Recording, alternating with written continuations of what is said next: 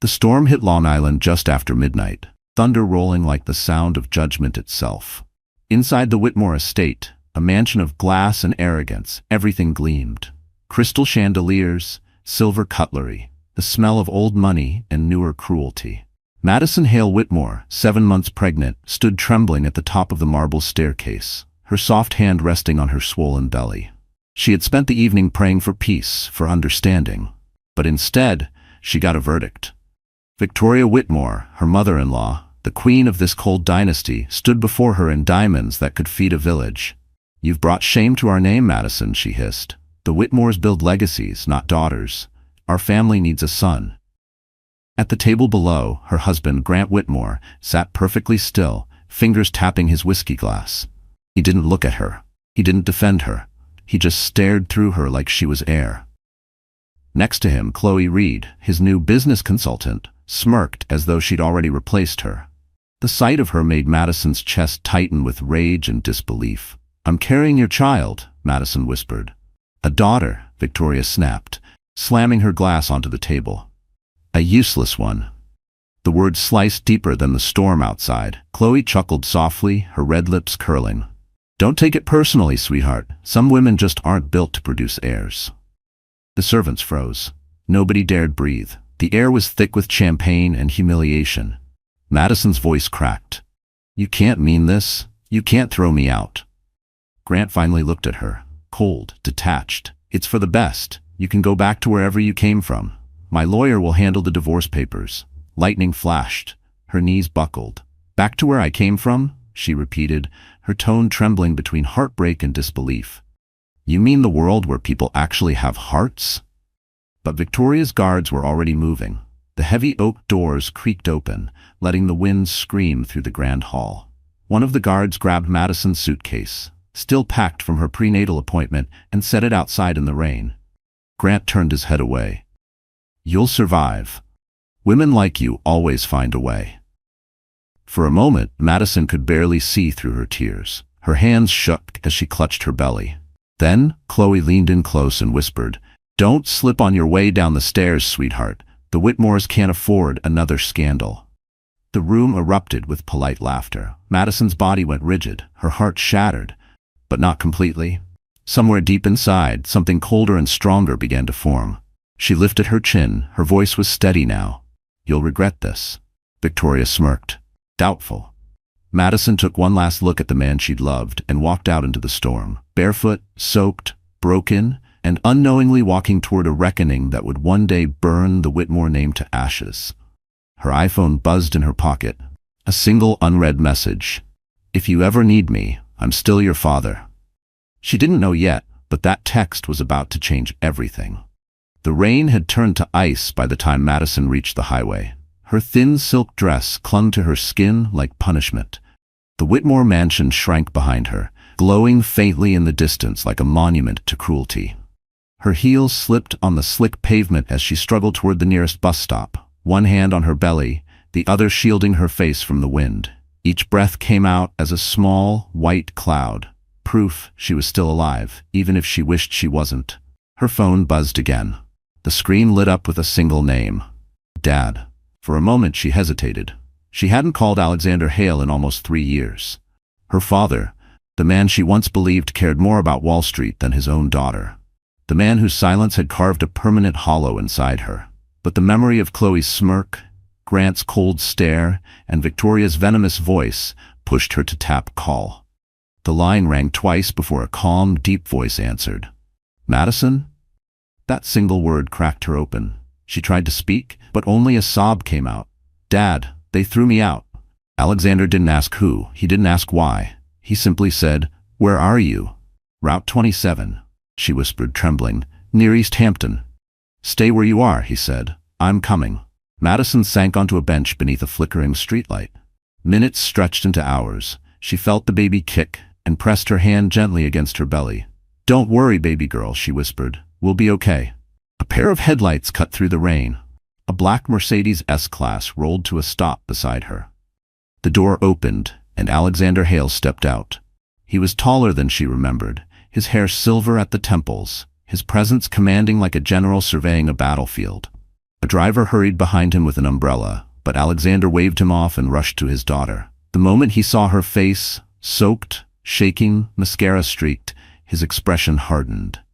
"Get in the car," he said quietly. "We're done with them." Inside the warmth of the Mercedes, Madison finally exhaled. Her father handed her a blanket. "Who did this?" "Grant," she whispered. "His family said I'm not worthy, that I failed them." Alexander's jaw tightened. "Failed them?" His voice was steel. "They're parasites, living off my goodwill and your silence." Madison turned to him, startled. "Your goodwill?" He looked straight ahead. "Carter Financial has been holding their credit line for 5 years. They've been borrowing under a shell company. They never knew I owned it." Madison blinked. "Dad, what are you saying?" He took her hand gently.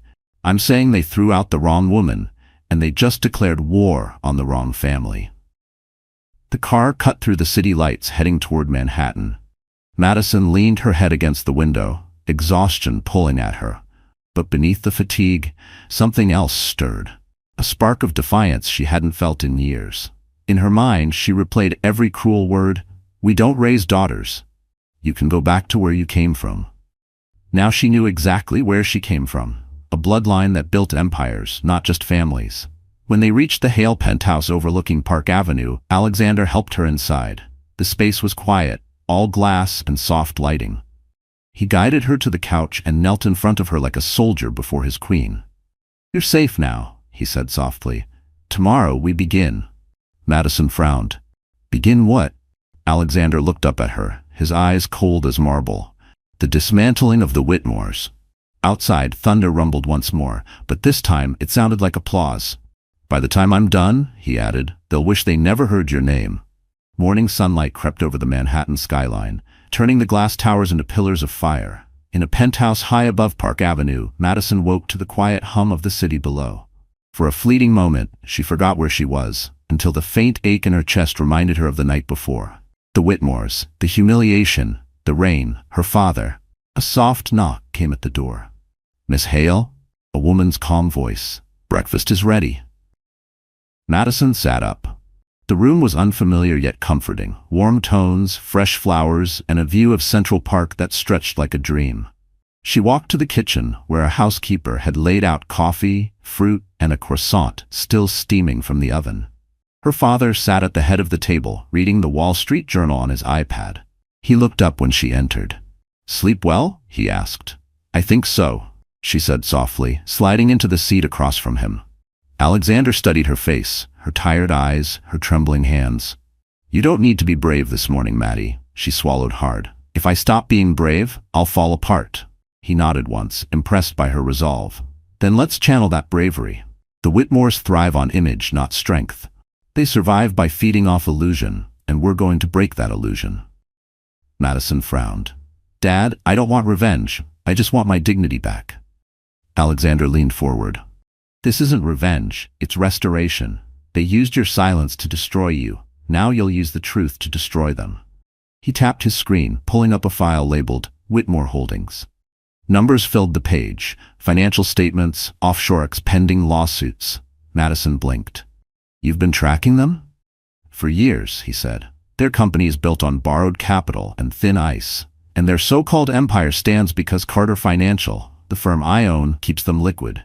Without my signature, they crumble." Madison stared at him in disbelief. "You could have stopped them before." He exhaled slowly. "I wanted you to live your own life. You chose love, and I respected that. But when they threw you out like garbage, they made it my business again." Silence hung between them. Finally, Madison whispered, "What happens now?" Alexander's gaze hardened. "Now, they meet the real Hale family." Meanwhile, across Long Island, chaos simmered behind the manicured hedges of the Whitmore estate. Victoria Whitmore sat at the breakfast table, sipping her espresso and scrolling through her tablet. "The press hasn't heard anything, has it?" she asked her assistant. "No, ma'am," the woman replied nervously.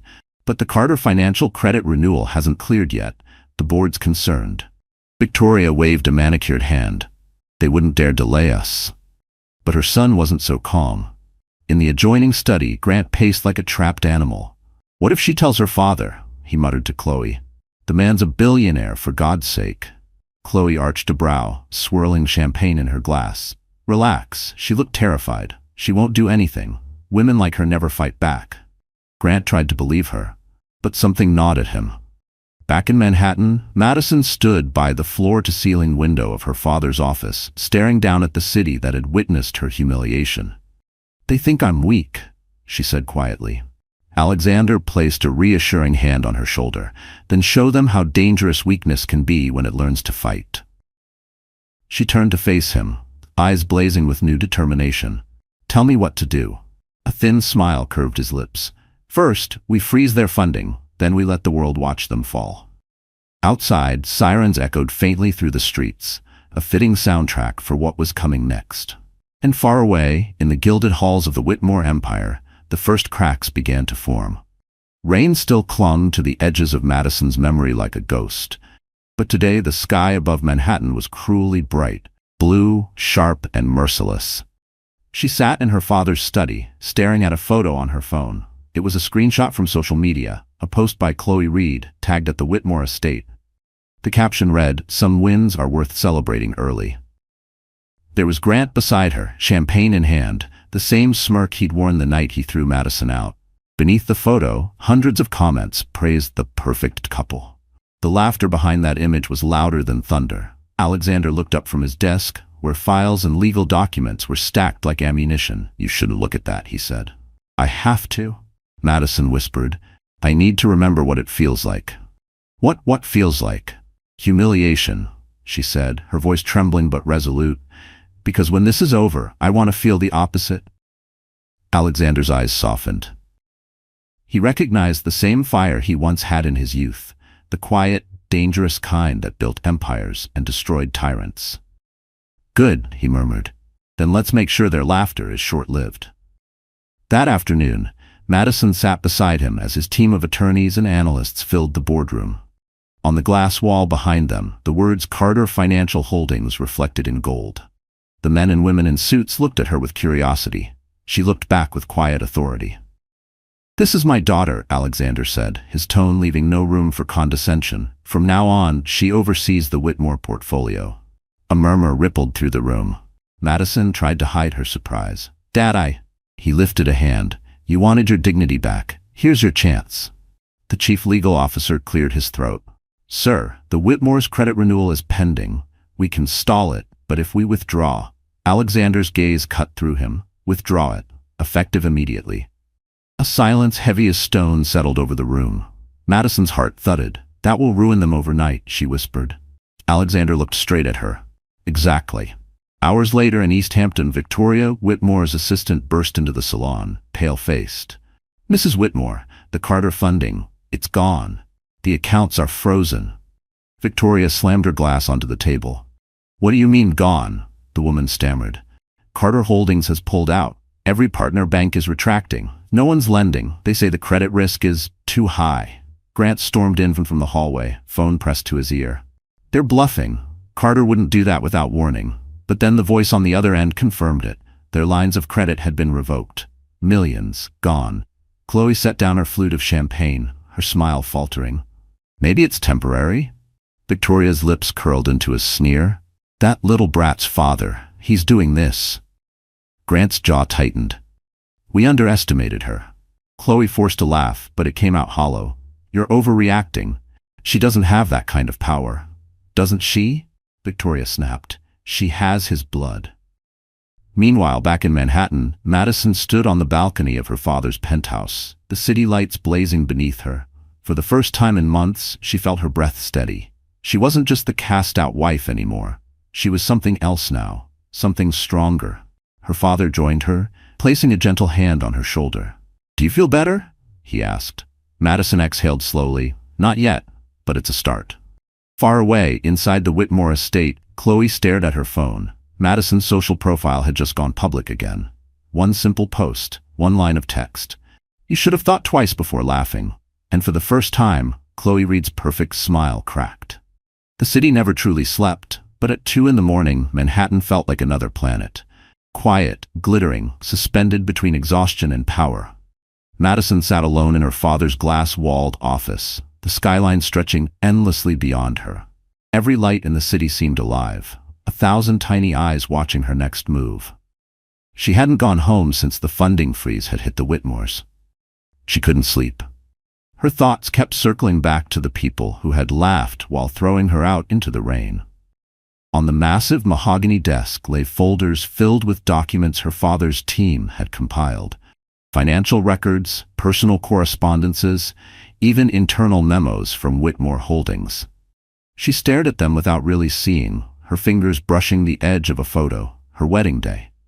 Grant was smiling in the picture, his arm tight around her waist, his eyes gleaming with that mix of charm and arrogance that had once blinded her. Back then she'd thought it was confidence. Now she knew it was entitlement. Her father entered the office quietly, 2 steaming cups of coffee in hand. "Still awake?" he asked. Madison smiled faintly. "Barely." Alexander set a cup beside her. "You should rest. The next few days will get harder." She shook her head. "If I sleep, I'll dream about that night again." He studied her, then sat across the desk. "Do you regret calling me?" Madison hesitated, her throat tightening. "I regret marrying him. I regret trusting people who saw me as a tool. But calling you? No, Dad. I think it saved me." Alexander's gaze softened. "You've always been stronger than you think, Maddie. I just hate that it took this kind of cruelty for you to see it." A gust of wind rattled the window panes. Madison looked out at the river of headlights flowing down Park Avenue. "What happens next?" Alexander leaned back, his tone measured but sharp. "The freeze was step 1. Step 2 is exposure. Their empire isn't just weak financially, it's corrupt. They've been falsifying profit statements for years. Once that surfaces, the SEC will dismantle them brick by brick." Madison's eyes widened. "You're going to report them?" He gave a slight nod. "Under Carter Holdings' anonymous disclosure, no one will know it came from us." She felt her pulse quicken. "That's ruthless." Alexander's lips curved slightly. "No, that's justice." Down in East Hampton, chaos had turned to desperation. The Whitmores' estate, once humming with luxury, now buzzed with tension. Victoria had fired half the staff. Grant shouted into phones all day, threatening lawyers, begging investors. Chloe, usually draped across sofas in silk, now hovered nervously near the windows. "They'll fix this, right?" she asked, her voice trembling. "It can't all fall apart overnight." Grant snapped. "You don't understand how finance works." Chloe's eyes flashed. "No, Grant, you don't understand what you lost. Madison didn't just marry you. She connected you to her father's empire. Without that, you're nothing but another over-leveraged CEO waiting to implode." Grant froze. "What did you just say?" But Chloe was already walking away, muttering, "You should have treated her better." Back in Manhattan, Madison closed her eyes, exhaustion finally settling in. For the first time since that horrible night, she felt a flicker of peace. The city lights painted her face in gold and silver hues as she whispered, "For my daughter, for every woman they've crushed." Alexander rose, watching her drift toward sleep on the office couch. He pulled a blanket over her shoulders and whispered, "Rest now. Tomorrow, the world begins to see who the Whitmores really are." Outside, the clock struck 3. Somewhere across the city, the first anonymous tip landed on a journalist's desk. And by sunrise, the Whitmore name would no longer shine. It would burn. By morning, Manhattan was washed in cold silver light. Madison woke to the faint hum of her father's espresso machine and the distant sound of rain hitting the tall windows. The city felt still, as if holding its breath. On the massive TV screen in the living room, the morning news anchors spoke in bright tones about politics and Wall Street, until one of them hesitated, touching her earpiece. "Breaking news," she said. "Whitmore Holdings faces an unexpected financial freeze this morning after a major investor pulled support. Stock down 24% at open." Madison froze mid-sip. "It's happening," she whispered. Her father looked up from his phone. "Good. That's only the beginning." Across Long Island, panic spread faster than the rain. At the Whitmore headquarters, a sleek tower of glass and lies, Grant stormed through the lobby, barking orders into his phone. "Call the bank again. Tell them Carter's decision was a clerical error." His assistant trailed behind, pale and trembling. "Sir, it's not just Carter Holdings. The smaller investors are pulling out too. They're afraid of exposure." Grant spun around, fury in his eyes. "Exposure to what?" The assistant swallowed hard. "Sir, there are rumors the company falsified reports to attract funding." For a moment, Grant's face turned white. He slammed his phone onto the marble floor, shattering it. "Get my lawyer." Meanwhile, Chloe scrolled through her phone in the executive lounge, her expression unreadable. On social media, whispers of the collapse had begun to trend. Under #Whitmore scandal, journalists speculated about questionable accounting and insider manipulation. Each tweet cut closer to the bone. Victoria burst into the room, her diamond earrings catching the light like shards of glass. "Grant," she shouted, "do you have any idea what this means? If Carter turns on us, we're finished." Grant rubbed his temples. "Mother, I'm handling it." "Handling it?" she snapped. "You've lost everything. Our contracts, our image, and our credibility. You can't even control your mistress." Chloe looked up sharply. "Excuse me?" Victoria sneered. "You think I don't know what you're here for, dear? You wanted a rich husband. Well, congratulations, you've picked the sinking one." Chloe's face went cold, but she said nothing. She just grabbed her bag and walked out, her heels clicking against the marble like a countdown. Back in Manhattan, Madison sat with her father's communications director, reviewing a draft statement. "It can't sound vindictive," she said softly. "I don't want to look like I'm gloating." The director nodded. "Understood. We'll keep it professional. Carter Holdings confirms withdrawal due to non-compliance and misrepresentation." Alexander entered, buttoning his suit jacket. "Ready?" Madison glanced at him, nerves flickering in her chest. "For what?" "For the next phase," he said. "Today we let the truth speak." By noon, major outlets had picked up the story. CNBC, The Wall Street Journal, and even lifestyle blogs ran the same headline. "Whitmore Holdings faces investigation for fraudulent filings. Carter Holdings cuts all ties." Grant watched it unfold from his office, rage twisting his features. He threw the remote at the screen, cracking it. "She did this," he snarled. "Madison did this." Downstairs, reporters gathered outside the Whitmore building. Cameras flashed, microphones thrust forward. "Mr. Whitmore, is it true your wife's family orchestrated this? Did you falsify reports to secure funding?" Grant pushed through the chaos, muttering under his breath. "She'll regret this. I swear she will."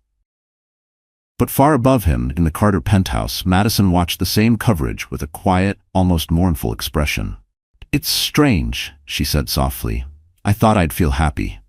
Alexander set down his coffee. "Justice isn't joy, Madison. It's closure." She turned to the window, her reflection merging with the storm outside. "Then I'm ready for the next step." Her father gave a thin smile. "Then tomorrow, we end them publicly." And somewhere in the city, a headline editor drafted the next day's story, one that would make the Whitmores wish they'd never left. The next morning dawned gray and restless, the kind of New York day when the clouds hung low enough to touch the skyscrapers.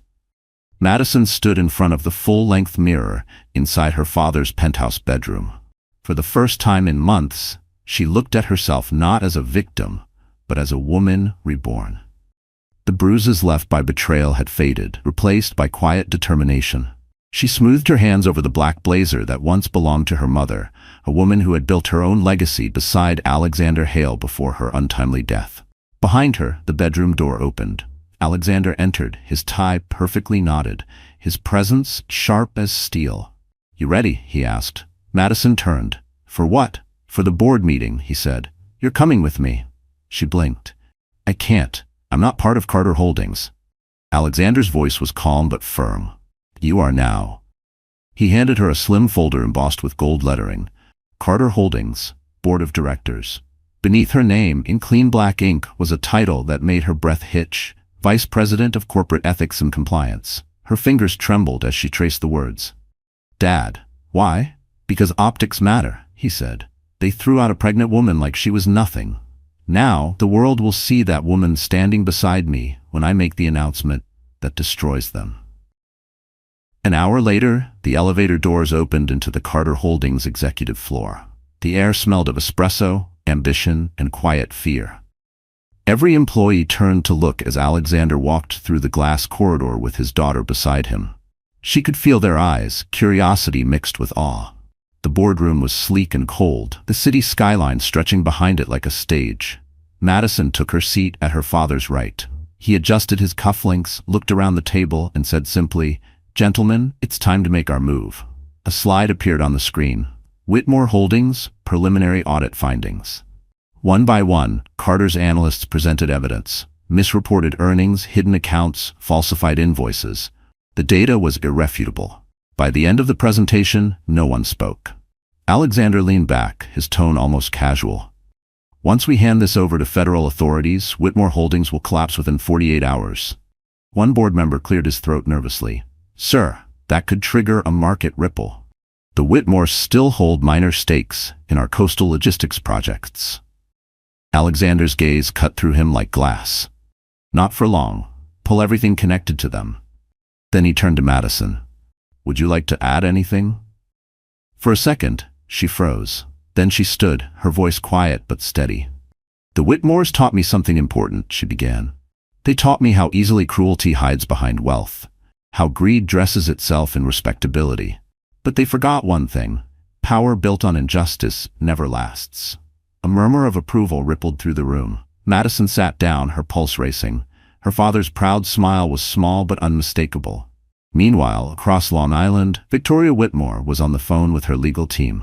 Stop this story before it spreads, she barked. We can't afford an investigation.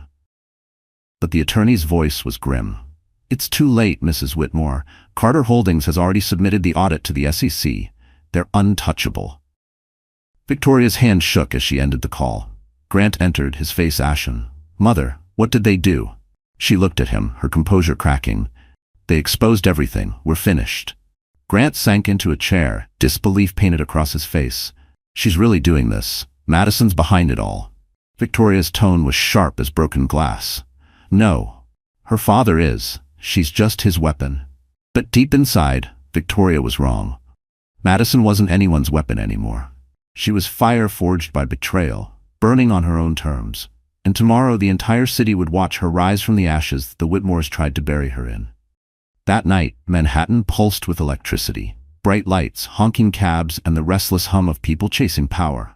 Madison stood by the window of her father's penthouse, her reflection caught between the city and the storm within her. The news networks were still ablaze with coverage of the Whitmore downfall. Financial reporters spoke in urgent tones about fraud, collapsed shares, and lawsuits. Each headline carried her father's company name beside the Whitmores, as if destiny had scripted their collision. But Madison didn't feel victorious. She felt haunted. She wrapped a cashmere shawl around her shoulders and stared at the skyline. Dad? She whispered as Alexander approached behind her. What happens after they fall? He studied her quietly. After? He poured 2 glasses of red wine, handing her one. After, we rebuild. We make sure no one ever treats you or your daughter like property again. Madison's hand rested on her stomach, feeling the faint flutter of life. She kicked again, she said softly. Alexander's voice broke its usual steel. That's good. She's strong, just like her mother. Madison smiled faintly, maybe stronger. But strength came with its cost. She could already feel the whispers starting. Online forums, gossip blogs, business tabloids labeling her the billionaire's avenging daughter. The public loved a scandal, but loved tearing down women even more. Madison knew what was coming next. Scrutiny, speculation, and judgment disguised as journalism. I need to do something, she said suddenly. Something for myself. Alexander raised an eyebrow. Such as? She hesitated. Go back to work. He blinked. Work? I trained as a neonatal nurse before marrying Grant, she said. I miss helping people. Real people. Not just headlines. Alexander's expression softened into pride. If that's what you want, you'll have my full support. But don't let guilt pull you away from justice. The Whitmores aren't done yet. Madison nodded, though part of her hoped they were. Meanwhile, inside a dark penthouse across the East River, Grant Whitmore was anything but finished. He sat surrounded by empty whiskey glasses, eyes red, tie loosened, his empire in ruins. The flickering television replayed a news segment about the investigation. Every few seconds, Madison's photo appeared beside his, her calm, composed face a mirror to his collapse. She ruined me, he muttered. That woman and her father. Chloe, sitting across from him in silence, finally spoke. No, Grant, you ruined yourself. He glared at her. You think I don't know you enjoyed this? Waiting for me to fall so you could run to the next billionaire? Chloe rose slowly. I made a mistake, yes. But at least I didn't destroy a pregnant woman for pride. She paused at the door. You should know. People are starting to talk. The SEC isn't your only problem. he frowned. What do you mean? She looked back. The press has an anonymous source leaking every ugly thing you've ever done. And with that, she left him alone in the flickering glow of his own downfall. Back in Manhattan, Madison scrolled through her phone one last time before bed. Her inbox was flooded. Messages from reporters, old friends, even women she'd never met. Some called her brave, others called her ruthless. She sighed and turned off the screen. They can call me whatever they want, she whispered, as long as my daughter grows up free. Her father's voice came from the hallway. Tomorrow's the gala. Remember, you don't owe anyone forgiveness. Madison nodded. I'm not going there to forgive. Then why go? She looked at him, her eyes steady, because the woman they threw away is gone. I want them to see the one they created instead. And when Madison Hale walked into that ballroom, the world would realize the victim had become the reckoning. The ballroom of the Plaza Hotel glittered like a jewel that night, drenched in golden light and arrogance. It was the annual Metropolitan Investors Gala, an event where Manhattan's elite came to toast themselves and whisper about power. Every chandelier shimmered with old money. Waiters in white gloves floated through the crowd carrying champagne that cost more than most people's rent. Grant Whitmore arrived late, but he made sure everyone noticed. His tuxedo was immaculate, his smile calculated, and at his side was Chloe Reed, her red gown clinging to her like sin. The whispers started the moment they stepped through the marble archway. Some murmured about the investigation, others smirked about Madison. Grant heard it all but pretended not to care. We'll make a statement tonight, he told Chloe through gritted teeth. They think they can destroy me. I'll show them I'm still standing. Chloe forced a smile, though her eyes darted nervously toward the cameras. Just keep your cool, Grant. This crowd loves confidence, not desperation. Across the ballroom, a hush began to ripple. Heads turned toward the grand staircase. Madison Hale was there. The light seemed to shift toward her, as if the room itself recognized who the real story was. She descended slowly, one hand resting on her growing belly, the other brushing the polished railing. Her gown was black velvet, sleek and simple, designed to command attention without begging for it. A single diamond necklace glimmered at her throat, the same one her husband had once given her, now returned to battle. But she wasn't alone. At her side walked Alexander Hale, the man Wall Street whispered about but rarely saw. In his tailored suit, he exuded the kind of quiet authority that made lesser men shrink. Cameras flashed, reporters leaned in, and within seconds the whispers turned to awe. Oh my God, that's her father. Alexander Hale? He's here? Whitmore's finished. Grant froze mid-sentence, his smirk collapsing. For the first time that night, he looked small, just another man out of his depth. Madison met his eyes across the room. Her expression was calm, unreadable. There was no anger, no tears, just a quiet, devastating poise. She didn't have to say a word. The silence between them screamed everything he'd thrown away. Victoria Whitmore, who had insisted on attending despite the scandal, turned pale. She wouldn't dare show her face here, she hissed. But Madison didn't just show her face. She owned the room. As she and Alexander approached the center of the ballroom, the event host rushed to greet them, microphone trembling slightly in his hand. Mr. Hale, Miss Hale, an honor to have you here this evening. Alexander nodded politely. We don't intend to stay long, just long enough to make an announcement. Grant's face drained of color. Announcement? He muttered. The host hesitated. Of course, Alexander's voice carried across the hall. Carter Holdings has officially completed its acquisition of Whitmore Holdings' remaining assets. The crowd gasped. Effective tomorrow, all divisions, shares, and properties will fall under Hale Industries. Grant's glass shattered against the floor. Victoria surged forward. You can't do this. This is extortion. Alexander turned to her, his tone as cold as the marble beneath them. No, Mrs. Whitmore.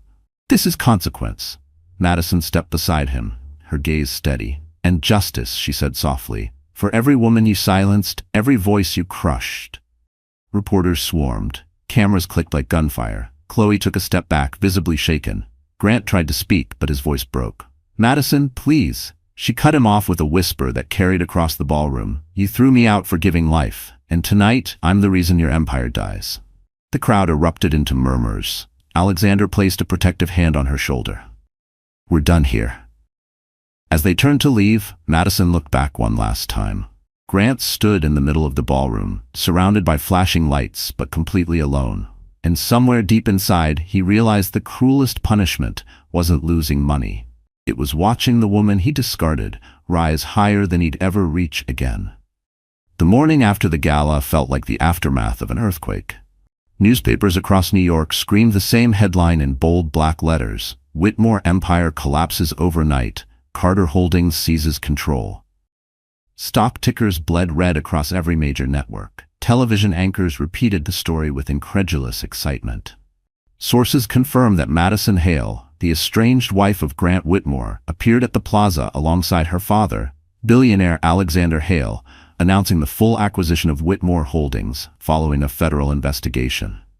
The footage from the gala looped endlessly. The moment Madison walked down the stairs, Grant's shattered expression, Victoria's outrage, and Alexander's final, ice-cold declaration. The world watched the mighty fall, and they couldn't look away. Inside the penthouse, Madison sat quietly at the breakfast table, her hands wrapped around a cup of tea. The city outside glowed pale under the winter sun. Alexander stood by the window, phone in hand, coordinating lawyers, accountants, and publicists. When he finally hung up, he turned to her. "It's done," he said simply. "The Whitmores are bankrupt. The federal inquiry is official." Madison didn't smile. "So that's it? It's really over?" Alexander nodded. "Over. For them. For you, it's just beginning." Her eyes flickered toward the TV, where commentators dissected her every expression. "Some call her the Ice Queen of Wall Street," one said. "Others call her the woman who brought justice to the old money patriarchy." She sighed. "I didn't want to become a symbol." Alexander's voice softened. "You didn't choose it. It chose you." Meanwhile, across the East River, Grant sat alone in his stripped-down apartment, the penthouse already repossessed.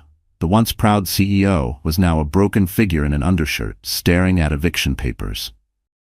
His reflection in the window looked hollow, unshaven, unrecognizable. The phone on the counter buzzed. Unknown number. He answered out of habit. "Mr. Whitmore," the voice said coolly. "This is the U.S. Securities and Exchange Commission. We'd like to schedule a follow-up regarding your filings." Grant's mouth went dry. "You can't. This is a misunderstanding." The line went dead. He slumped into the chair, the weight of karma pressing down like lead. His empire, his wealth, his name, gone. All for the arrogance of believing he was untouchable. At the same moment, Chloe Reed stood outside a federal building downtown, clutching a folder. Inside were files, emails, bank transfers, invoices, proof of everything the Whitmores had done. She handed it to a journalist from the New York Times. "Just make sure the truth gets out," she said. The reporter looked up. "Why are you doing this?" Chloe gave a small, sad smile. "Because she never deserved what we did to her." By afternoon, the news had a new twist.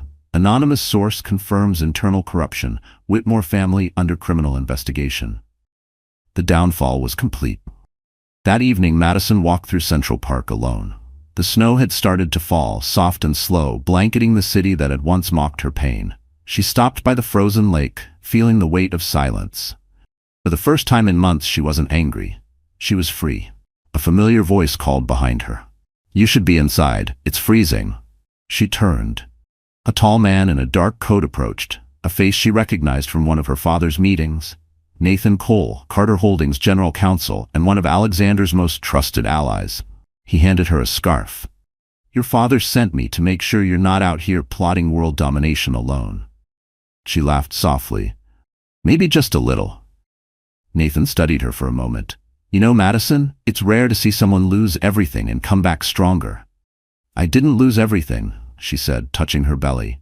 "I still have what matters." Snowflakes clung to her lashes as she smiled. Tired, beautiful, reborn. Nathan hesitated, then offered his arm. "Dinner? Or do you have another empire to dismantle first?" Madison smiled wider. "Dinner sounds nice." As they walked toward the glowing city, her phone buzzed with a notification. Breaking. Whitmore family faces indictment. She slipped it back into her pocket. Some stories didn't need her attention anymore. Because the chapter that began with betrayal was ending in peace, and the woman they threw away was now untouchable. Days passed, but the storm Madison unleashed still rippled through Manhattan's power circles. Every newspaper headline, every business podcast, every investor meeting carried the same question. How did the Whitmore dynasty collapse so fast? The answer, whispered across Wall Street, was simple. Madison Hale. In the penthouse office of Carter Holdings, Madison sat before the panoramic view of New York City, dressed in a crisp white blouse and tailored blazer. Her father's chair, the one once seen as untouchable, was empty for the first time in decades. Alexander had gone to Washington for a Senate hearing, leaving Madison to oversee operations. The staff moved around her with quiet respect. Only weeks ago, many of them had seen her as the boss's daughter, a name cushioned in privilege. But now they looked at her differently, with the kind of wary admiration reserved for survivors who turn pain into authority. A soft knock came at the door. Nathan Cole stepped in, his expression composed but alert. "You're trending again," he said, placing a tablet on her desk. Madison raised an eyebrow. "Let me guess, another op-ed calling me ruthless?" He smiled slightly. "Not this time. This one calls you the woman who changed the rules." She glanced at the headline, "From Victim to Vanguard, How Madison Hale Redefined Corporate Accountability." Beneath it, a photo of her from the gala, calm, poised, powerful. She leaned back, almost amused. "I didn't redefine anything. I just refused to stay quiet." Nathan studied her. "That's exactly what makes it revolutionary." Outside, snow drifted past the windows like falling ash. Madison stared out at the skyline, the city that had once broken her. "Do you think people really change, Nathan?" she asked quietly. He tilted his head. "Some evolve, others get exposed." She smiled faintly. "Then I guess the Whitmores were both." Across the East River, Grant Whitmore sat in a sterile interrogation room, his wrists cuffed loosely to the table. Federal investigators flipped through thick folders of evidence. The once polished CEO now looked hollow, a shadow of the man who had laughed her out of his life.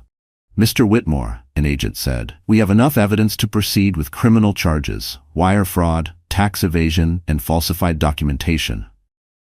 Grant stared at the table. "Can I make a deal?" he asked weakly. The agent glanced at his partner. "That depends. What do you have to offer?" Grant hesitated. "Information about the Whitmore accounts offshore, ones my mother controlled." The agents exchanged a knowing look. The walls were closing in. Meanwhile, Victoria Whitmore was packing her jewelry into velvet cases when the doorbell rang. Two federal marshals stood outside, warrant in hand. Her icy composure cracked as they read her rights. "You can't arrest me," she hissed. "I built this family." One marshal replied evenly, "And you destroyed it." By nightfall, both mother and son were booked. Their photos splashed across every major news outlet. At the same time, Madison sat quietly in her office, the city lights reflecting off her glass desk. Nathan entered again, holding 2 cups of coffee. "It's done," he said softly. "They're in custody." Madison didn't react immediately. She just exhaled, slow and heavy, as if releasing a decade of buried pain. "Then it's really over." Nathan nodded. "For them. For you, it's a new beginning." She turned to face him, her voice low but steady. "You know what's strange? I don't feel triumph. I just feel free." He smiled gently. "That's what justice feels like when it's clean." She looked down at the steaming coffee, then up at him. "Thank you, Nathan, for standing by me when no one else did." He shrugged. "You didn't need rescuing, Madison. You just needed reminding who you were." Outside, the snow stopped falling. The streets glowed gold under lamplight. Madison rose from her chair, gazing out over the city. "For the first time in years, I don't owe anyone anything. Not apology, not explanation, not pain." Nathan stepped closer. "Then let's build something new from that freedom." She smiled faintly. "Yes, something that lasts." And as Manhattan glimmered below, Madison Hale, the woman once discarded, realized she no longer lived in the shadow of power. She was the power. The following week, the city pulsed with whispers about Madison Hale. Business television hosts debated her next move, influencers quoted her speeches, and tabloids dissected every expression she wore in public. What had once been a scandal had transformed into a phenomenon. But Madison didn't feel like a phenomenon. She felt tired. Sitting on the terrace of the penthouse, she watched the gray Manhattan skyline fade beneath a winter sunset. The city looked quieter from above, almost peaceful, if you ignored the sound of her phone buzzing every few seconds. Interviews, speaking requests, investors eager to partner. Everyone wanted a piece of her story. Her father stepped outside, 2 glasses of water in hand instead of their usual wine. You look like someone who hasn't slept in days, Alexander said. Madison gave a small, weary smile. Sleep feels like a luxury lately. He sat beside her. You don't have to keep fighting now. You won. She shook her head. That's the thing, Dad. Winning feels hollow. Alexander studied her quietly. You thought justice would heal everything. I thought it would make me whole again, she admitted. But all I did was destroy what destroyed me.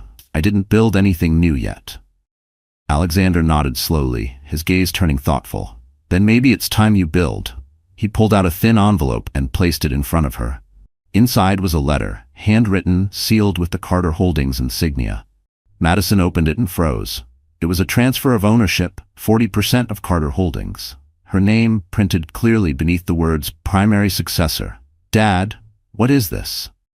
She whispered. You're ready, Alexander said simply. You didn't just take revenge, you restored balance. That takes leadership, not rage. You've earned this. Madison's throat tightened. I don't know if I want it, he smiled faintly. That's exactly why you should have it. The ones who crave power don't deserve it. The ones who doubt it, those are the ones who lead wisely. Before she could respond, her phone rang again. Nathan's name lit up the screen. She answered. Nathan? His voice came through, low but urgent. You should turn on Channel 7. Madison grabbed the remote. The television flickered to life, revealing live coverage outside the federal courthouse. Reporters swarmed as Grant Whitmore exited in handcuffs, cameras flashing like lightning. Behind him, Victoria was escorted by marshals, her face a mask of fury and disbelief. The anchor's voice filled the room. Breaking, Grant and Victoria Whitmore formally charged with securities fraud, tax evasion, and conspiracy. Sources confirm full cooperation from an anonymous insider believed to be Chloe Reed. Madison's heart clenched, not from pity, but from the strange ache of closure. It's over, she whispered. Nathan's voice softened on the line. No, Madison. It's over for them. You're just beginning. She hung up, setting the phone aside. The room fell quiet except for the hum of the city below. Her father rose, straightening his jacket. You should rest, Maddie. Tomorrow's announcement will change everything. What announcement? She asked. He smiled mysteriously. The world needs to know the next leader of Carter Holdings. I'll make it official at the shareholders' dinner. Madison's pulse quickened. You're going to name me? He nodded. It's your legacy now. As night fell, Madison stood by the window, her reflection merging with the city lights. For the first time, she didn't see the woman who was thrown out, humiliated, or betrayed. She saw an heir, a builder, a protector. She whispered softly to the tiny heartbeat within her, You'll never be told you're not enough. Not while I'm here. And somewhere below, in the city that had once crushed her, a new empire quietly began to rise. One led by a woman who had learned that real power isn't inherited, it's earned. The morning of the Carter Holdings shareholders' dinner arrived with the kind of tension that clung to the air before a thunderstorm. Madison stood in her dressing room, her reflection framed by soft golden light. The black silk gown she wore was understated yet commanding, its clean lines whispering power rather than shouting it. For the first time, she didn't feel like she was dressing to prove anything. Tonight wasn't about revenge. It was about legacy. Her father entered, already in his classic charcoal suit, tie perfectly knotted, expression unreadable. You look like your mother, he said quietly. Madison smiled faintly. She would have told me to add earrings. She'd also tell you not to let anyone mistake kindness for weakness. He handed her a small box. Inside lay a pair of diamond studs, her mother's. Wear them, he said. They remind people that grace can be sharper than steel. As they rode together in the black Mercedes through the city, flashbulbs already burst outside the Park Hyatt, where the dinner was held. The invitation-only event drew every major investor, journalist, and political figure within 200 miles. Everyone wanted to witness the return of Alexander Hale and his daughter, the new power duo of Manhattan finance. Inside the ballroom, chandeliers shimmered, glasses clinked, and whispers followed them wherever they went. There she is. That's Madison Hale, the one who took down the Whitmores. She felt every eye on her, but this time she didn't shrink from it. She met the gaze of every person who once looked through her and smiled as if she already owned the room. Because, in a way, she did. At the main table, Alexander stood to speak first. The crowd hushed instantly. Ladies and gentlemen, he began, his voice rich and steady, Carter Holdings has always stood for strength through integrity, but tonight I want to talk about renewal, about the power that comes from rebuilding after destruction. He turned toward his daughter. I built this company to last beyond me, and tonight I name its future. A collective breath swept through the room. Madison felt her pulse quicken. Alexander smiled, not at the crowd but at her. Please welcome the new Chief Executive Officer of Carter Holdings, Madison Hale. The applause that followed was thunderous. Cameras flashed. Investors rose to their feet. Madison froze for a split second, then stood, every nerve alive. She walked to the podium as her father stepped back, pride glinting in his eyes. The microphone hummed softly as she leaned forward. Thank you, she began, her voice calm yet resonant. A year ago, I was sitting in a different room, signing away a marriage and a decade of my life. I thought I'd lost everything. But sometimes losing everything is what sets you free. The room fell silent. She looked out at the sea of faces, some supportive, some skeptical. I learned that legacy isn't about bloodlines or last names. It's about courage, the courage to do what's right when it's hardest. She paused, letting her words hang in the air. Carter Holdings will lead differently. We'll stand for transparency, for accountability, for people over power. Because the real empire isn't built in boardrooms. It's built in the lives we change. The applause this time was different, softer, more sincere. Even the reporters lowered their cameras to listen. When she stepped off the stage, Nathan was waiting near the edge of the crowd. You are extraordinary, he whispered. She smiled, her heartbeat still racing. I didn't plan any of it. That's what made it real. Across the ballroom, Alexander watched quietly, the faintest trace of a tear glinting before he blinked it away. He turned to one of his advisors and said, My daughter just became the future of this city. And for the first time in her life, Madison Hale didn't feel like she was standing in anyone's shadow. She was the light, and the world had finally turned to see her shine. The morning after Madison's appointment as CEO, New York City pulsed with a rare kind of electricity. Every major newspaper and financial outlet splashed her image across their front pages. From divorce to dynasty, Madison Hale takes the helm. It should have been the beginning of peace, the start of her new chapter. But Madison knew better. Power never came without ghosts. She sat in her new office, her father's old one, on the top floor of Carter Tower. The skyline stretched endlessly before her, the glass reflecting a woman who had learned to turn pain into armor. Yet even armor had cracks. Her fingers traced the edge of a photo on her desk, her wedding day, the moment before the lies began. The intercom buzzed. Miss Hale, there's someone here asking to see you, her assistant said. I told you, no walk-ins, Madison replied. I know, ma'am, but she says it's urgent. Her name is Chloe Reed. Madison froze. The name cut through her like a blade. Send her in. The doors opened, and Chloe stepped inside. Gone was the glittering PR girl with champagne confidence. The woman standing before her now was pale, composed, and trembling just enough to betray fear. She wore a simple beige coat, her makeup understated. For the first time, Chloe looked human. Madison, she said softly, you look different. Madison folded her hands, her tone cool. Being betrayed tends to do that to a person. Chloe exhaled. I deserve that. But I came to tell you something. Make it quick. Chloe reached into her bag and pulled out a flash drive, placing it on the desk between them. This contains the last of the Whitmore accounts, offshore funds your ex-husband and his mother kept hidden. It's proof of full embezzlement. Madison eyed it, but didn't reach for it. Why give this to me? You already turned on them once. Because they turned on me too, Chloe said, her voice shaking. Victoria promised protection, but when things fell apart, she framed me for the falsified invoices. The only reason I'm not in prison is because your father's lawyers intervened indirectly through the investigation. Madison leaned back, studying her. And now you want redemption? Chloe's eyes glistened. No, I want forgiveness. Silence filled the office. The only sound was the muted hum of traffic 30 floors below. Madison finally spoke, her voice steady but sharp. Forgiveness isn't a currency you can trade, Chloe. But this. She nodded at the flash drive. This helps. Chloe lowered her gaze. I'm leaving New York, starting over somewhere nobody knows my name. Good, Madison said softly. Start over as someone better. When Chloe left, Madison sat alone for a long moment staring at the drive. She plugged it into her laptop, the screen filling with documents, statements, and wire transfers that confirmed everything. The Whitmore scandal was deeper than anyone imagined. Nathan entered just as she was scanning the files. "You're not resting, are you?" She smiled faintly. "Apparently justice doesn't sleep." He stepped closer, reading the screen. "That's damning.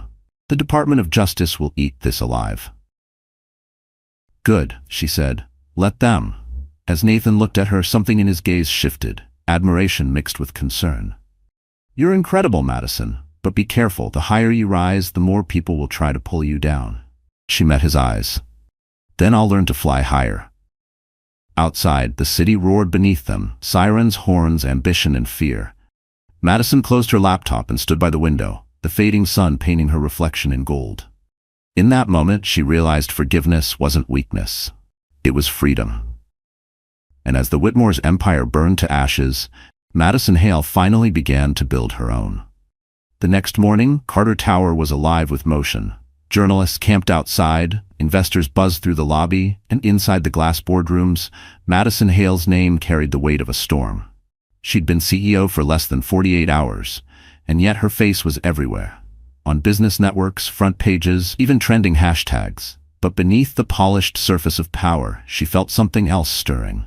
Exhaustion, unease, the faint whisper of a threat she couldn't name.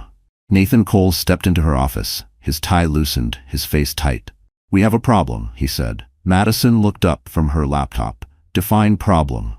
He placed a file on her desk, confidential, marked in red. "Someone leaked internal Carter emails to the press, anonymous source. It looks like they're trying to frame us for insider trading connected to the Whitmore collapse."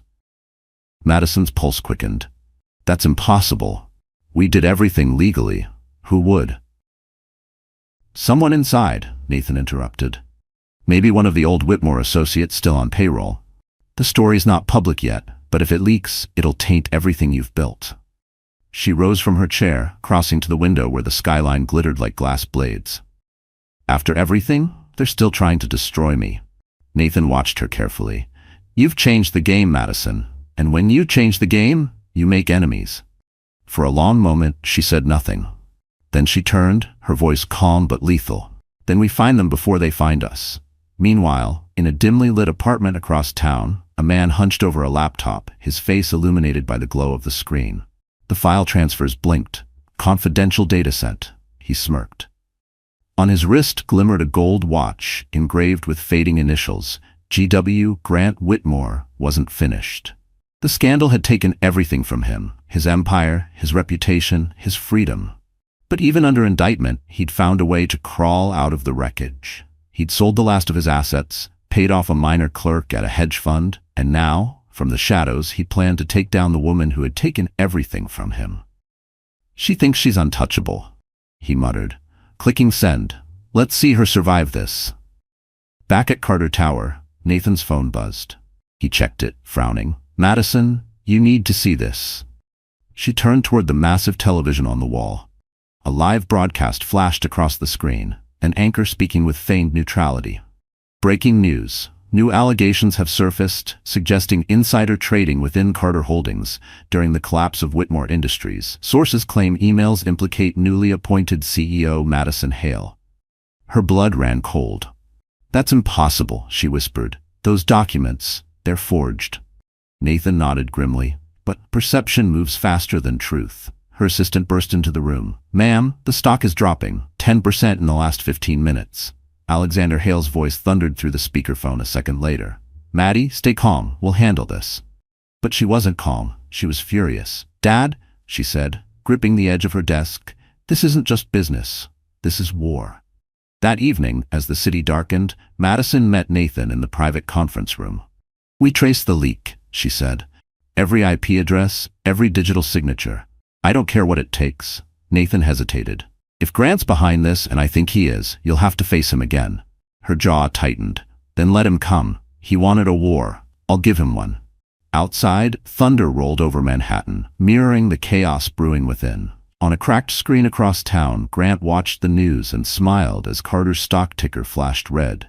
He lifted his glass of whiskey and whispered, "Your turn to fall, Madison." But what Grant didn't know was that Madison Hale had already prepared for the storm. And this time, she wasn't the one about to break. Rain lashed against the glass walls of Carter Tower as Madison paced her office like a caged lion. The storm outside was nothing compared to the one unfolding within the markets. In less than 12 hours, Carter Holdings had lost 15% of its stock value. Headlines screamed words like corruption, insider trading, and fraud. She could almost feel the eyes of Wall Street watching, waiting for her to fall. Nathan Cole entered, phone in hand, his usual composure fraying. "Madison, we traced the digital breach. It came through a proxy server in Brooklyn. But it's messy. Whoever did this knew what they were doing." "Grant," Madison said coldly. "It has to be him." Nathan nodded. "Maybe, but he's not working alone. Someone inside is feeding him information." Madison turned toward the window, her reflection fractured by streaks of rain. "Then we find the traitor, tonight." He hesitated. "You haven't slept in 2 days. Let me handle this." She shook her head. "This isn't just a data leak, Nathan. This is my life, my child's future, my father's legacy. I'm not sitting this one out." The clock ticked past midnight. The two of them sat side by side in the dim conference room, surrounded by screens filled with cascading lines of code and internal message logs. Madison's eyes burned, but her focus didn't waver. "There," she said suddenly, pointing to an anomaly. "That IP. It's rerouted through an old employee login, finance division." Nathan zoomed in. "Employee ID 2941B. That's..." He stopped. Madison frowned. "That's who?" "Clara Whitmore." Madison's blood ran cold. Victoria's niece, the quiet one who had stayed on after the takeover, claiming she wanted to rebuild her life. Madison had trusted her. "She's the leak," Madison whispered. Nathan straightened. "Do you want me to call security?" "No," Madison said slowly, her voice sharp with resolve. "I'll handle this myself." An hour later, Clara was escorted into Madison's office, soaked from the rain, trembling. "Miss Hale, I can explain." Madison sat behind her desk, the lights dimmed to a soft glow. Her tone was calm, but her eyes were lethal. "You sold information to Grant Whitmore." Clara shook her head frantically. "No. He blackmailed me. He said if I didn't send him data, he'd expose my family, my mother's debts." "Stop," Madison interrupted. "You made a choice." Tears welled in Clara's eyes. "I didn't mean to hurt you. I just wanted it to stop." Madison leaned forward. "Do you still have contact with him?" Clara nodded weakly.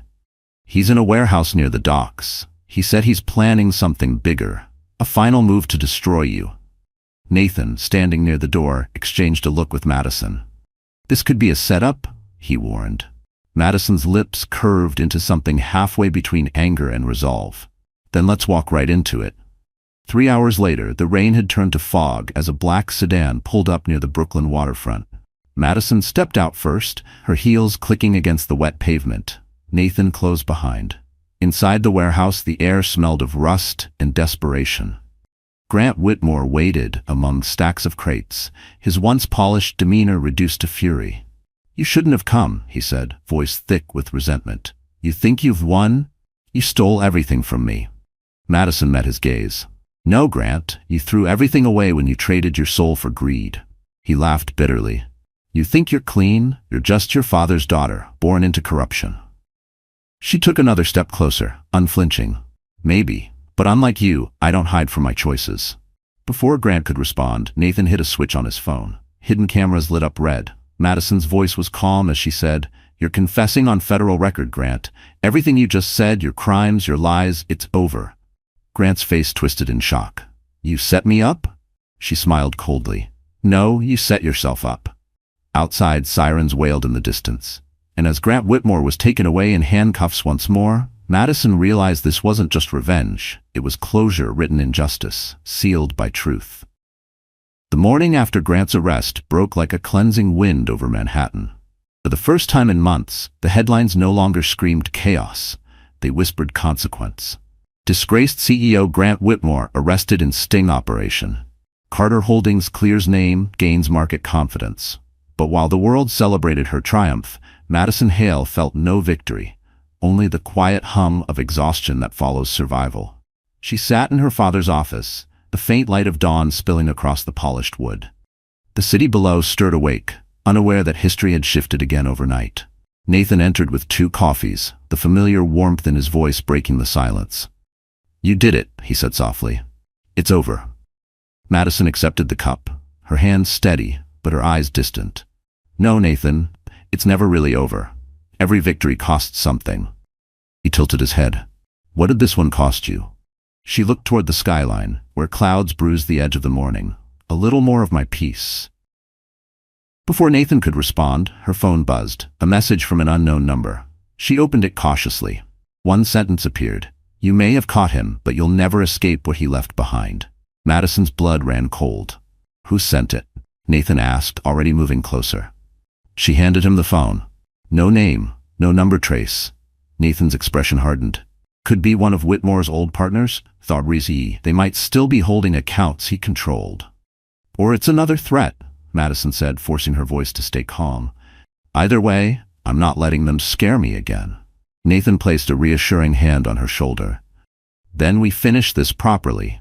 We dig until there's nothing left of his empire. Across the East River, in a luxury holding cell meant for white-collar criminals, Grant Whitmore sat on the edge of his cot, his hands shaking. His lawyers had abandoned him. His mother was gone, facing trial herself in D.C. He had nothing left but bitterness and a single photograph he'd stolen from the gala. Madison, radiant under the chandelier light. He stared at it, fury twisting his face. She thinks she's won, he muttered, but every empire rots from within. That afternoon, Madison returned to Carter Tower for a board meeting. The conference room was filled with whispers and congratulatory smiles. Investors applauded her decisive leadership. Stock prices had rebounded. Carter Holdings was stronger than ever, yet beneath the applause, something in Madison felt uneasy. Her father sat beside her, serene but calculating.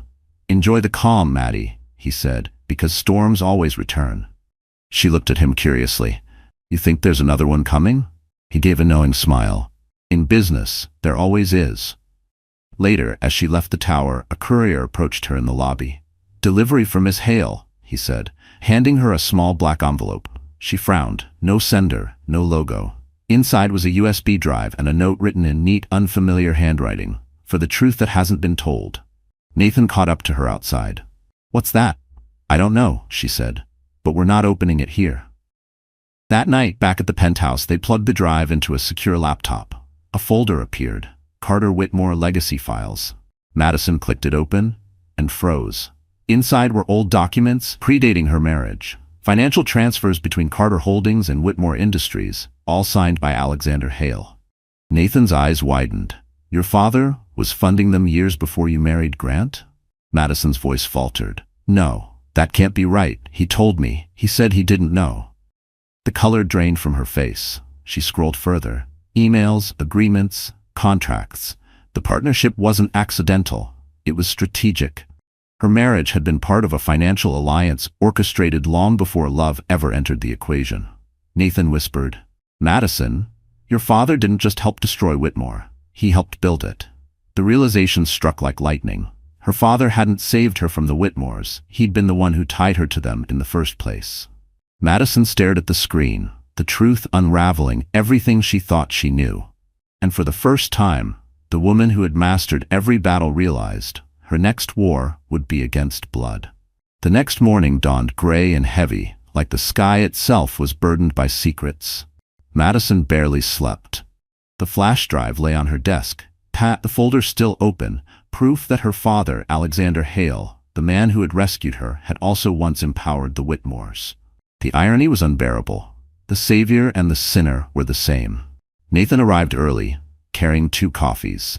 His usual calm confidence was replaced by quiet worry.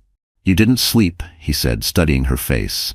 Madison didn't look up. I didn't want to. He set the coffee down gently beside her. You need to confront him. She finally turned toward him, eyes red-rimmed but fierce. I don't even know what to say. He lied to me, Nathan. My whole marriage, my humiliation was built on a deal he made. Nathan hesitated. You can't be sure he knew what Grant would become. Madison snapped. He knew enough to fund them, to build the very empire that nearly destroyed me. She stood abruptly, pacing toward the window. He didn't save me out of love, Nathan. He saved his investment. Silence hung in the room. Outside? The city shimmered under thin winter light, beautiful, unfeeling. Finally, Nathan said, maybe it's time you asked for the truth. That evening, Alexander returned from a business trip to Washington. The moment he stepped into the penthouse, Madison was waiting for him. She stood in the living room, the flash drive clutched in her hand like a loaded weapon. "Madison," he greeted warmly, removing his gloves. "You look." "Don't," she interrupted. Her voice was sharp, cold. "Don't pretend everything's fine." He froze, the faintest flicker of unease crossing his face. "What's wrong?" She walked toward him and dropped the flash drive on the table. That's what's wrong." He stared at it, then back at her. "Where did you get that?" "It doesn't matter," she said. "What matters is what it proves." Alexander's expression remained unreadable. "You've seen it." "Yes," she spat. "You financed Whitmore Industries years ago. You partnered with them, the same people who threw me into the street like garbage, the same man who—" Her voice broke. "You knew, didn't you? You knew what they were." Alexander exhaled slowly, removing his glasses. "I knew who they were," he said quietly, "but I didn't know what they would do to you." "That's not good enough," Madison snapped. "You built them, Dad. You gave them power." His voice hardened. "I did it for business. The Whitmores controlled crucial infrastructure, and I needed their shipping contracts. It was never personal." "Never personal?" she repeated, disbelief turning to fury. "You made me personal collateral. My marriage was your alliance." Alexander's silence was answer enough. Tears burned in her eyes, but she refused to let them fall. "You used me." "I protected you," he said firmly. "When they turned on you, I destroyed them." "No," she said, shaking her head. "You cleaned up your own mess." He stepped closer. "Everything I did was for our family." "Family doesn't manipulate," she whispered. "Family doesn't sacrifice love for leverage." He sighed, tired, proud, unbending. "You've always been emotional, Madison. That's your weakness." She met his gaze with pure steel. "And your weakness is thinking emotion makes people weak." Nathan, who had stood silently near the doorway, finally spoke. "Mr. Hale, you should leave her alone tonight." Alexander's eyes flicked to him, cold and assessing. "You think you can protect her from the truth? The world isn't built on feelings, Mr. Cole. It's built on power." Madison stepped between them. "Then maybe it's time someone tore that world down." Her father studied her for a long moment, then nodded once, slow, deliberate. "Be careful what you wish for, Madison. You're my daughter, and power always leaves blood on its hands." He walked out, the echo of his footsteps slicing through the silence. Nathan touched her shoulder gently. "You okay?" She didn't answer. Her eyes stayed fixed on the door. Because deep down, Madison Hale knew this was no longer a war against the Whitmores. It was a reckoning against her own blood and the empire that made her who she was. The following days passed like a storm that refused to end. Madison barely spoke to her father. She went through her duties at Carter Holdings with perfect professionalism. Board meetings, investor calls, public statements. But beneath that polished calm, she was unraveling. Every decision she made felt tainted by his shadow. Every success carried the echo of his manipulation. Nathan noticed. He always did. One night after another 12-hour day, he found her alone in the boardroom, the city lights flickering against the glass walls. "You can't keep this up," he said gently. Madison didn't look up. "If I stop moving, I'll start thinking." He leaned against the doorway. "Then maybe you need to think. You found out your father built the empire you destroyed. That's not something you just bury." She finally looked at him, her eyes cold but tired. "If I let this consume me, I'll become him." Nathan walked closer, voice steady. "You're not him. You care. That's what separates you." She wanted to believe that. But the truth gnawed at her. Somewhere deep down, she could feel her father's ruthlessness stirring in her blood. The next morning, she received an encrypted email. The subject line read, "He's selling it all." When she opened it, her heart dropped.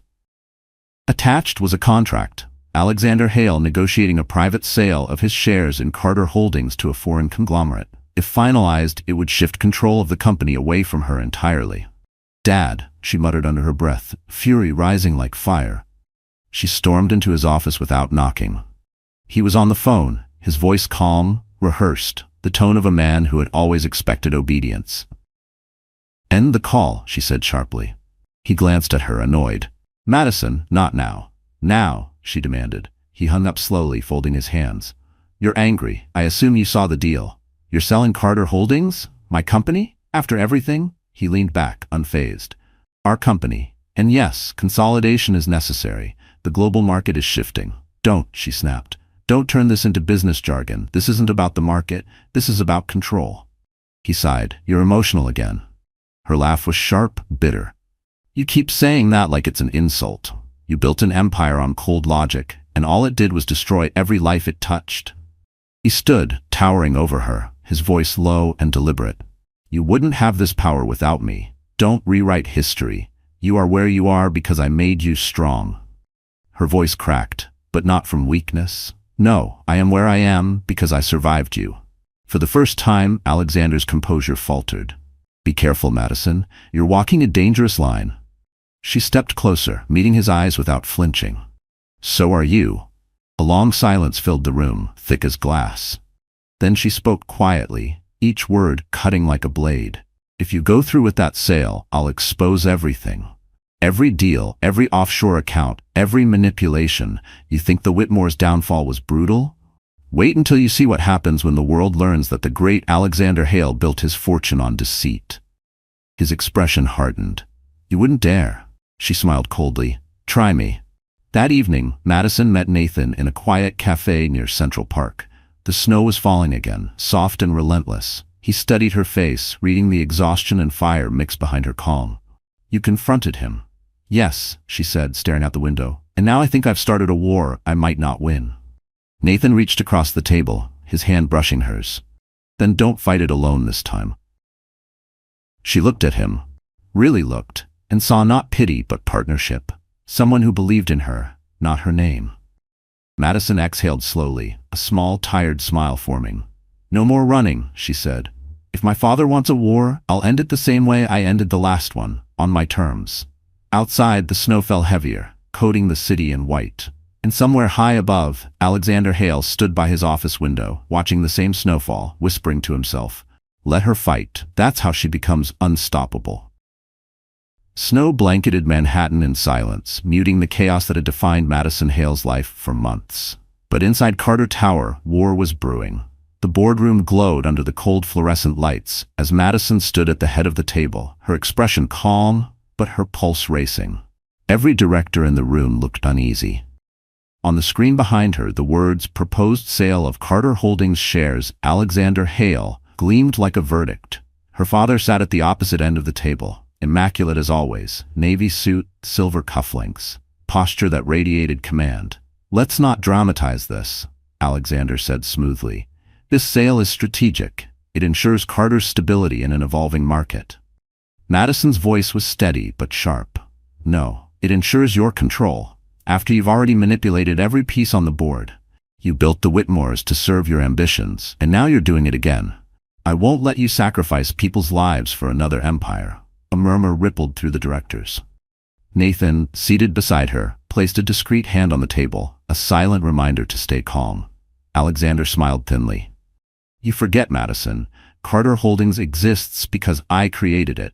You inherited my name, not my wisdom. Her jaw tightened.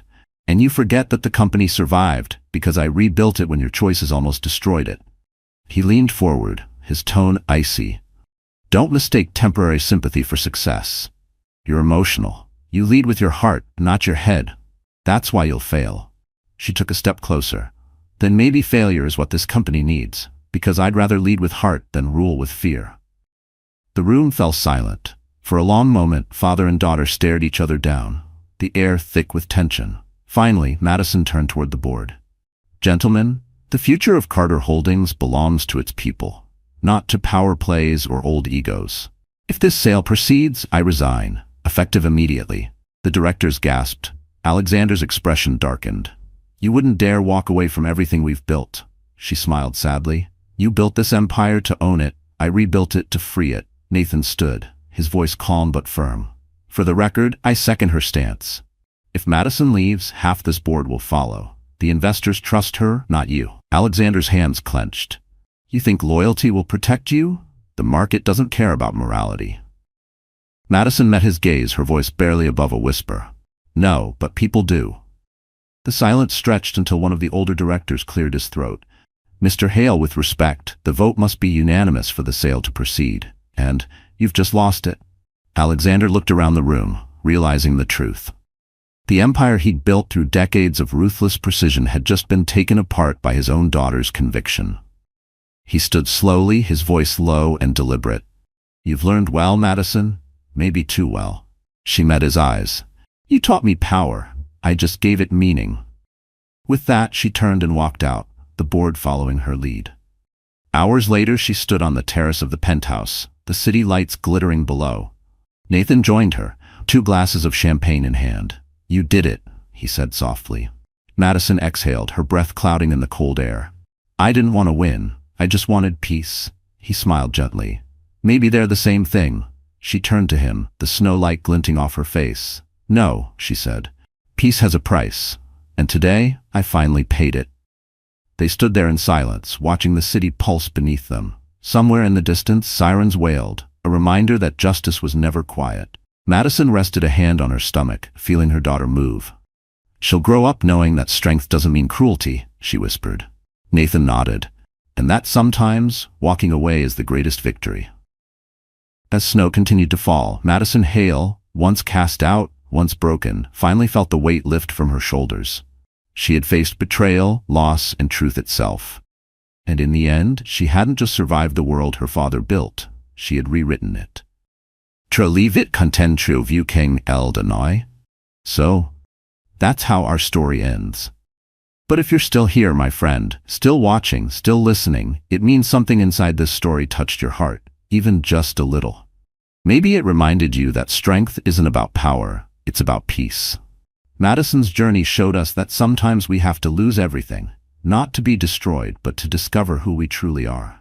There's a quote from the Stoic philosopher Marcus Aurelius that says, "You have power over your mind, not outside events. Realize this, and you will find strength." That's what Madison learned. She couldn't change what others did to her, but she could choose how to rise from it. And that's what healing really is. It's not forgetting the pain, it's growing strong enough to stand beside it without fear. So if you're standing in your own storm right now, remember, your peace is your power. You don't have to fight the world to win. Sometimes you just have to refuse to let it break you. If this story meant something to you, take a moment, like, share, and subscribe. Because maybe, just maybe, you and I, we're both still learning how to rise.